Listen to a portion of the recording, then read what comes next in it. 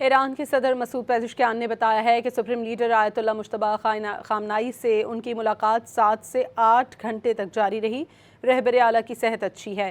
صدر Masoud Pezeshkian نے بتایا کہ سپریم لیڈر نے ملاقات میں قومی اتحاد، بیرونی دباؤ اور دشمن کے مقابلے کے لیے قومی اتحاد اور یکجہتی برقرار رکھنے پر زور دیا۔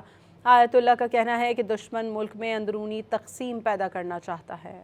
ایران کے صدر مسعود پزشکیان نے بتایا ہے کہ سپریم لیڈر آیت اللہ مجتبی خامنائی سے ان کی ملاقات 7 سے 8 گھنٹے تک جاری رہی۔ رہبر اعلیٰ کی صحت اچھی ہے۔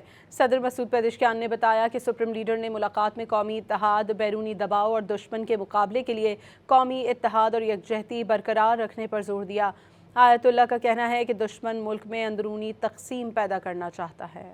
ایران کے صدر مسعود پزشکیان نے بتایا ہے کہ سپریم لیڈر آیت اللہ مجتبی خامنائی سے ان کی ملاقات 7 سے 8 گھنٹے تک جاری رہی۔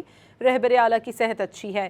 صدر مسعود پزشکیان نے بتایا کہ سپریم لیڈر نے ملاقات میں قومی اتحاد، بیرونی دباؤ اور دشمن کے مقابلے کے لیے قومی اتحاد اور یکجہتی برقرار رکھنے پر زور دیا۔